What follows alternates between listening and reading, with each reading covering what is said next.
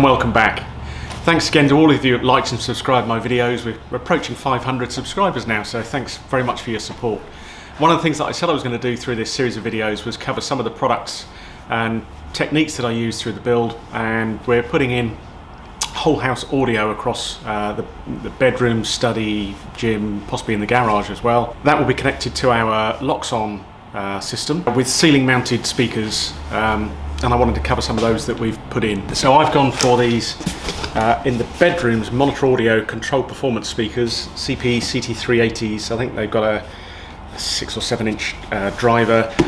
These I think are probably end of line, but there's a few people got them on a good offer. I looked at a couple of websites choosing these at the time. One of those was Smart Home Sounds, a great website that gives lots of good advice, pretty keen pricing. Also Peter Tyson, where I got these from. They had these down at, I think they're about 160 from £360 per speaker. I actually ordered a size smaller than these, but they were out of stock. But to honour that, Peter Tyson gave us these at £129 each, so pretty good value. And with Loxone, we're linking those through to a Loxone music server and stereo extenders. So this is the little amplifier that we use for those. The other option that I've been considering is to continue with Sonos. So Sonos, I've got some of the Series 1 components, so this is their amplifier. These are still pretty good, you can pick these up. I've seen them now for about £100 on eBay. They still work with the Series 1 software, but that's a choice of £100 for one of these, or I think £600 for the new one. Almost certainly acoustically superior to the Loxone system that I'm putting in, but the Loxone system will integrate with my home automation, so it will pause music and make the doorbell sound. It will link to the smoke and fire alarms, the security alarm, these sorts of things. So I'm trading off that integration of the automation system against the highest quality of audio, but we're only putting these speakers in bedrooms, study, gym, possibly the garage.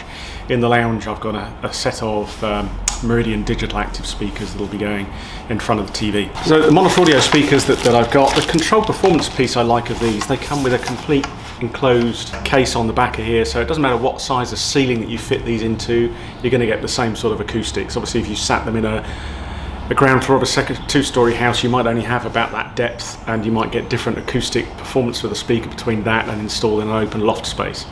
So I quite like that. I also liked it around the air tightness that we're trying to achieve with the build.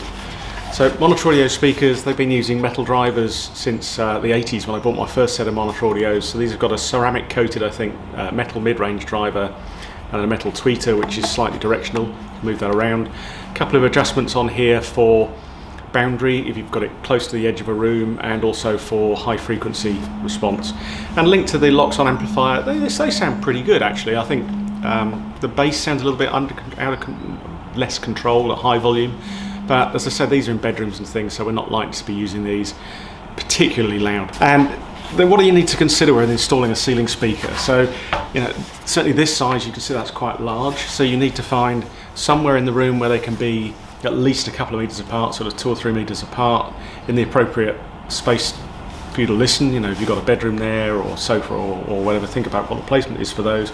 You're not going to get the same stereo soundstage as you would with a set of bookshelf or floor standing speakers, but it's pretty good. The second thing you need to look at is where you've got space in the ceiling. So obviously you're going to have joists running across that might be in the way. You've got to consider all the services that might be up there. So we've got pipework here for plumbing, for mechanical ventilation, heat recovery, lots of cabling for automation and electricity up in the roof. So you've got to find that placement roughly in the right location, a distance apart, where there isn't things in the way to cut the hole. And that was quite a struggle actually in some of the rooms here, where the obvious placement where you wanted to put them, you couldn't. You needed to find somewhere you could put them an even distance that they aesthetically look correct in the ceiling. So obviously the other thing you need to think of if you're in a 2-story building or installing these speakers on the ground floor, you do need to fit a fire hood over the top of the speaker to maintain the 30-minute fire rating of a ceiling.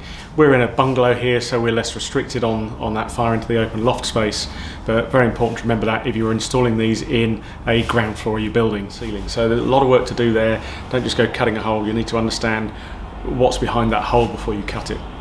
And cutting that hole, because it's a large hole and I can't use a hole cutter, I haven't got a hole cutter that big, I used a jigsaw, so I just did a practice piece here to see how accurately I could do that. We had the ceilings skimmed and I painted them.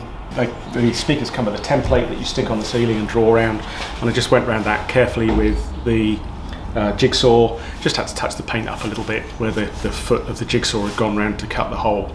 And then once they go up into the ceiling, they just have these little cams that pop out of the screw, and that comes and clamps down onto the plasterboard. So a nice solid fitting, very good acoustically. So really pleased with those speakers. You know, if you think of what the cost of that would be, if you shop around and get some of these, perhaps a second-hand Sonos amplifier for £300-400, you could have a really nice, good quality in-ceiling home audio system. And I'd certainly say consider those Series 1 Sonos platform amplifiers and other devices. They're extremely good value. They've stopped updating them. You're locked on the Series 1 of software, but we've been using that fine. So I guess you've got to consider that, but it's a huge saving over buying a brand new one. I'll come back once we've got more of this system integrated and show how that works with the Loxone system.